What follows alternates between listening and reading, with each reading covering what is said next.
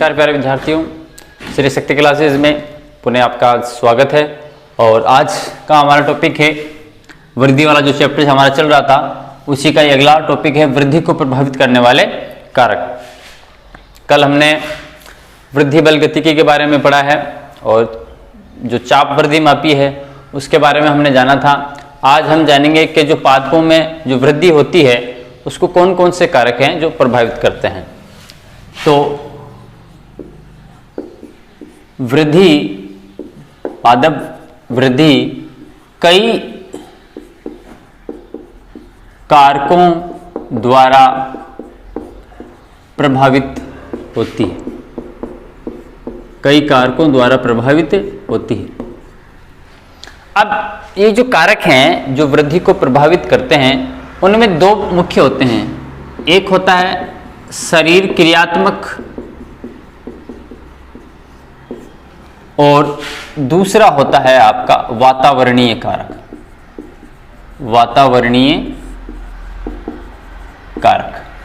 अब जो शरीर क्रियात्मक जो कारक हैं उसमें मुख्यतः क्या आता है? जल का अवशोषण, इसके अलावा आपके प्रकाश संश्लेषण और श्वसन। ये तो वह कारक हैं जो शरीर क्रियात्मक, शरीर जो पादप का जो शरीर है उसकी जो बॉडी की जो एक्टिविटीज है उससे संबंधित होते हैं। जल का किस प्रकार खनिज अवशोषण जल का अवशोषण हो रहा है, प्रकाश संश्लेषण, श्वसन। तो ये कारक भी क्या करते हैं? पादपों की वृद्धि को प्रभावित करते हैं। ठीक है। और वातावरणीय कारकों में हम देखें तो उसमें आ जाता है आपका, मान लो प्रकाश है, तापमान है और वायु है। ठीक है, ये और जल है। ये सारे के सारे क्या हैं? वातावरणीय कारक जो कि किसी पादप की वृद्धि को प्रभावित करते हैं। अब यदि हम इनको देखें तो पादप की वृद्धि को निम्नलिखित कारक प्रभावित करते हैं। अब अलग अलग कारकों का हम देखते हैं। निम्नलिखित कारक प्रभावित करते हैं।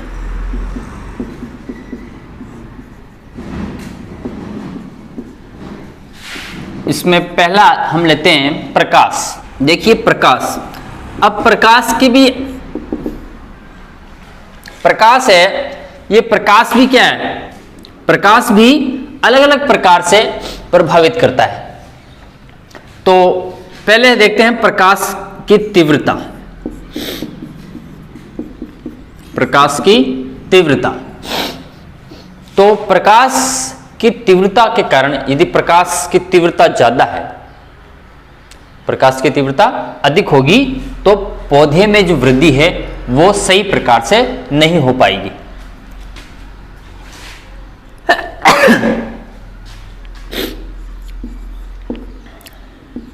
प्रकाश की तीव्रता यदि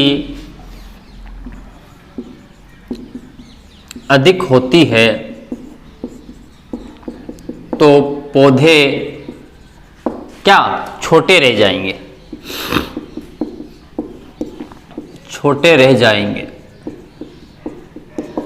यानी ज्यादा मात्रा में प्रकाश नहीं मिलना चाहिए। यदि प्रकाश की जो तीव्रता है वो बहुत अधिक हो गई तो पौधे कैसे रह जाएंगे? छोटे। इसका मतलब क्या हुआ? पौधों की लंबाई को प्रभावित कर रहा है प्रकाश की तीव्रता। यदि सामान्य प्रकाश मिलता रहेगा तो पादप भी सामान्य गति से क्या करेगा? वृद्धि करेगा, अर्थात वो लंबा रहेगा। लेकिन यदि प्रकाश की तीव्रता ज्यादा हो गई तो पौधे क्या रह जाएंगे? छोटे रह जाएंगे। ठीक है। अब ये ऐसा होता क्यों है? ऐसा होने से मतलब कब तीव्रता अधिक होने से ऐसा इसलिए होता है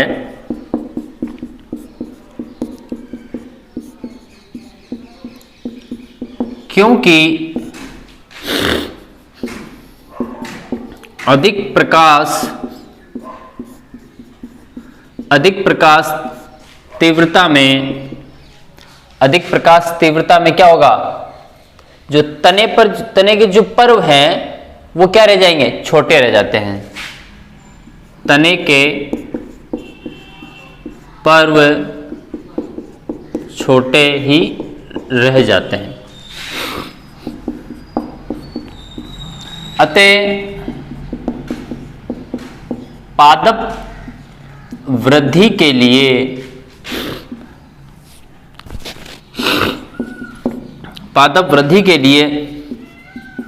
उचित तीव्रता का प्रकाश आवश्यक होता है।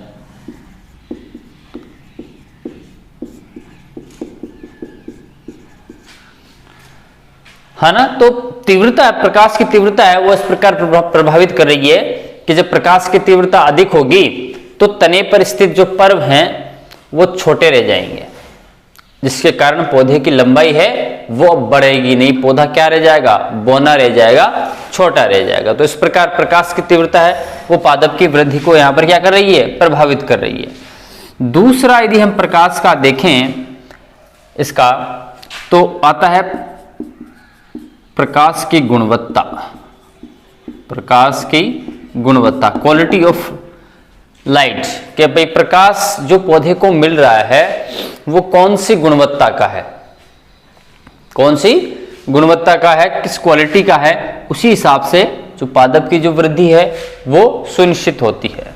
तो हम सब जानते हैं कि पादपों में वर्णक पाए जाते हैं, और जो वर्णक होते हैं वो क्या करते हैं, एक विशेष प्रकार के जो प्रकाश है उसको क्या करते हैं, ग्रहण करते हैं।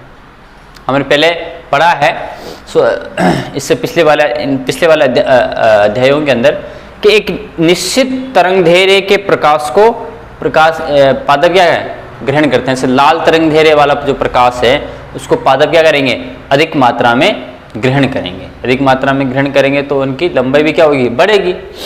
तो इसमें हम क्या लिख सकते हैं, तो पादप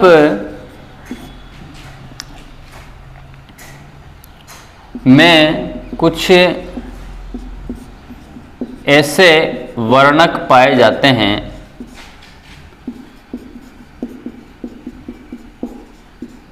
जो निश्चित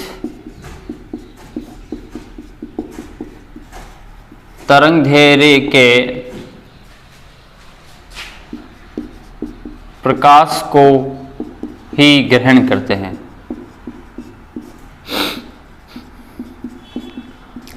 जैसे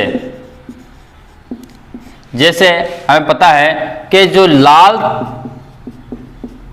तरंगधैर्य का जो प्रकाश है, लाल तरंगधैर्य प्रकाश को पादप अधिक ग्रहण करेंगे।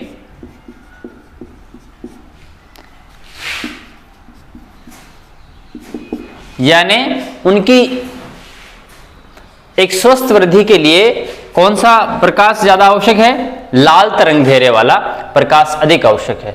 लेकिन यदि पादप को पराबैंगनी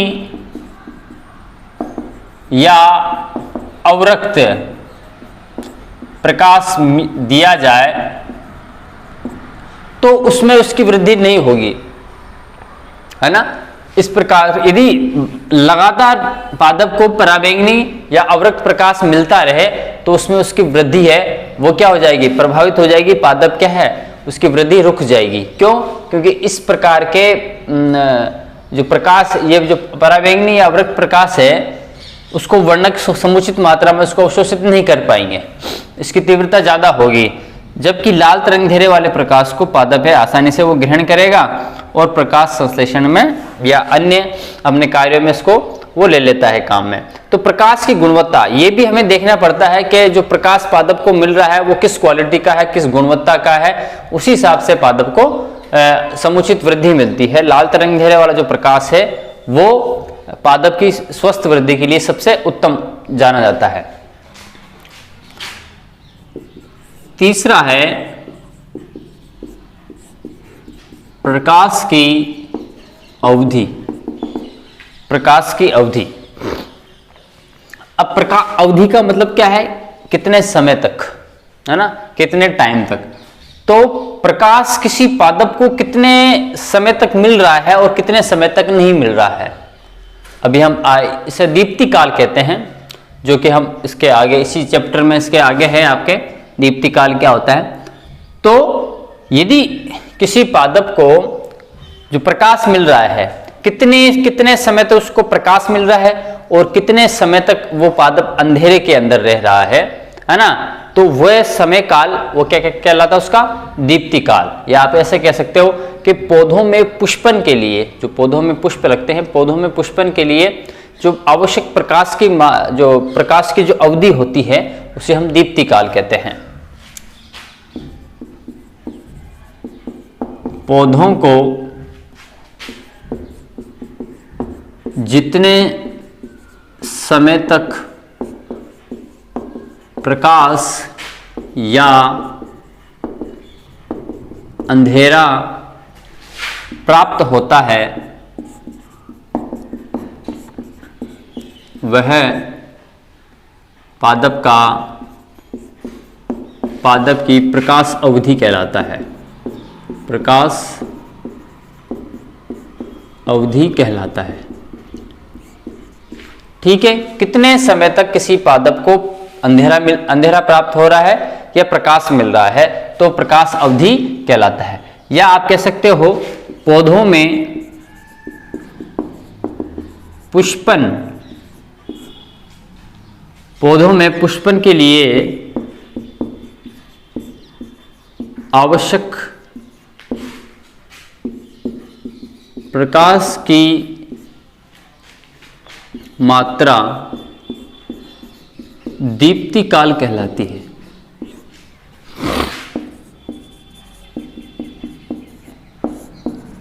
है ना, कि कितने समय तक पादप को है वो अंधेरा मिल रहा है, कितने समय तक पादप को प्रकाश, यानी कितने समय वो अंधेरे में रहता है, कितने समय वो प्रकाश में रहता है।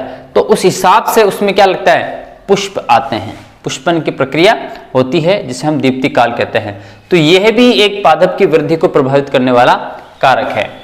चौथा आता है आपका जल। ये एक बहुत ही महत्वपूर्ण कारक है वृद्धि को प्रभावित करने वाला, है ना, क्योंकि पौधे की जितनी समस्त जैविक क्रियाएं होती हैं वो किसके माध्यम से होती है, जल के माध्यम से होती है। जैसे इसके अंदर आपके ले लो, आप परासरण ले लो, विसरण ले लो, वाष्पोत्सर्जन ले लो, है ना, ये सारी जो क्रियाएं हैं वो जल के माध्यम से होती है। तो किसी पादप की समस्त जैविक प्रक्रियाएं जल के माध्यम से होती है, जल के माध्यम से होती है। जैसे परासरण, विसरण,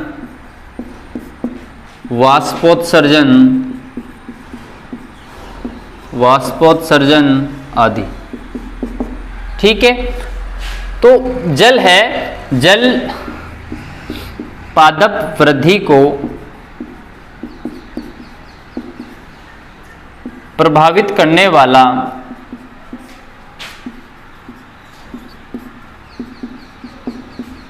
एक प्रमुख कारक है।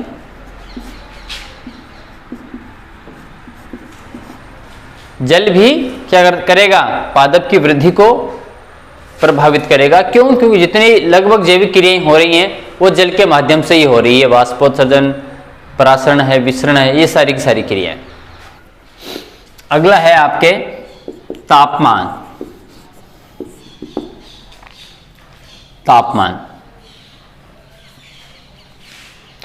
अब देखो, जो पादपों की जो वृद्धि है,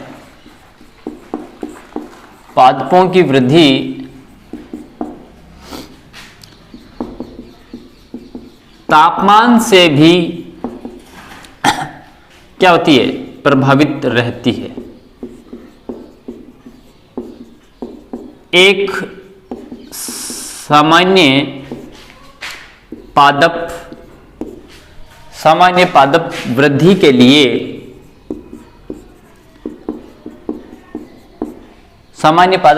लिए जो तापमान होना चाहिए वो होता है 0 डिग्री सेल्सियस से लेकर आपके 35 डिग्री सेल्सियस के मध्य।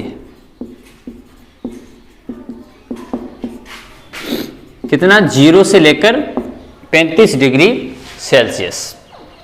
इतना यदि पादप को तापमान मिलता रहेगा तो पौधा है वो सामान्य रूप से वृद्धि क्या है वो करता रहेगा।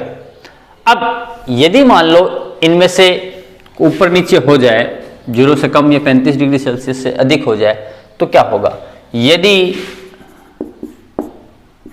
पादप का तापमान यानी जो टेम्परेचर पादप को मिल रहा है, यदि पादप का तापमान 35 डिग्री सेल्सियस से अधिक हो जाता है तो क्या होगा? 35 डिग्री सेल्सियस से ज्यादा हो गया, यानी इसमें उसकी क्षमता से भी ज्यादा हो गया, तो ऊष्मीय प्रभाव के कारण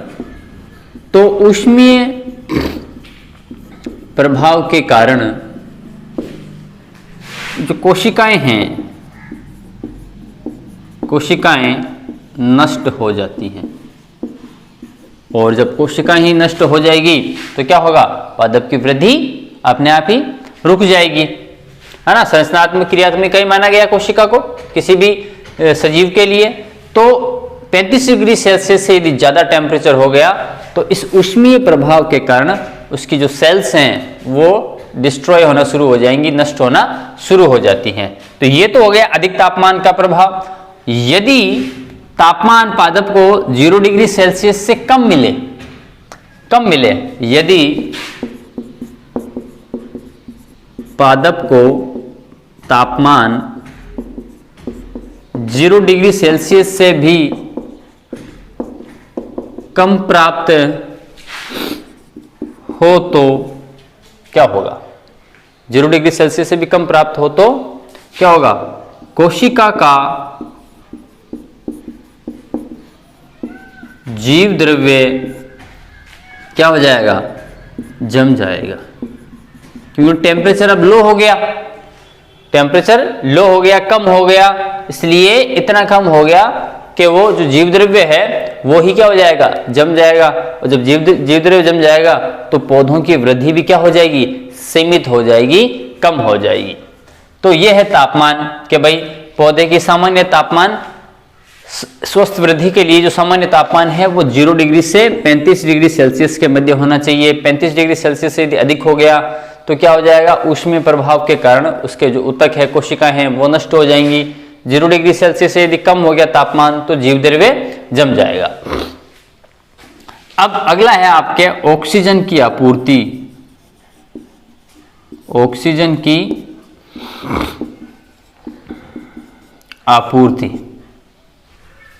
आपूर्ति में क्या होगा कि भाई सीधी सी बात है, ऑक्सीजन यदि कम मिलेगा किसी भी जीव को तो उसकी वृद्धि तो क्या होगी? सीमित हो जाएगी, प्रभावित रहेगी। यदि पादप को ऑक्सीजन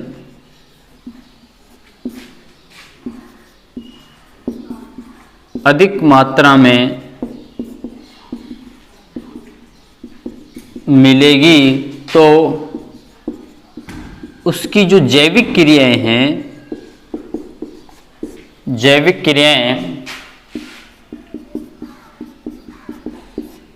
वो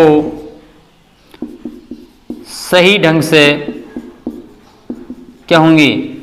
संपन्न होंगी।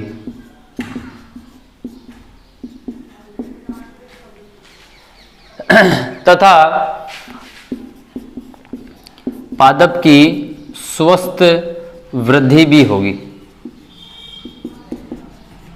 भाई इसको यदि उचित मात्रा में ऑक्सीजन मिलती रहेगी किसी पादप को तो फिर क्या होगा? उसकी जो जैविक क्रियाएं हैं वो सही ढंग से संपन्न होंगी, क्योंकि ऑक्सीजन की आवश्यकता होती है बहुत सी क्रियाओं में। तो जब जैविक क्रियाएं सही ढंग से संपन्न होगी तो पादप की वृद्धि भी क्या होगी? स्वस्थ होगी। और इसी के विपरीत यदि ऑक्सीजन की आपूर्ति में कमी रहेगी या कम मात्रा में ऑक्सीजन की प्राप्ति होगी किसी पादप को, तो फिर उसकी वृद्धि क्या हो जाएगी, प्रभावित हो जाएगी। अब एक और आता है आपका खनिज लवण। खनिज लवण हम जानते हैं कि पादपों को जल अवशोषण के साथ साथ, पादपों को जल के साथ साथ खनिज की भी आवश्यकता होती है, खनिज लवणों की भी आवश्यकता होती है, जो कि जल के साथ ही घुले हुए होते हैं।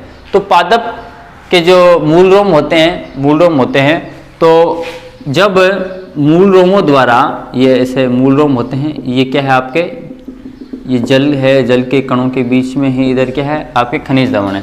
तो पादप जब अवशोषण करते हैं, जल को अवशोषण करते हैं, तो साथ ही साथ वो खनिजों का अवशोषण भी करते हैं, खनिज लवणों का अवशोषण भी कर लेते हैं वो।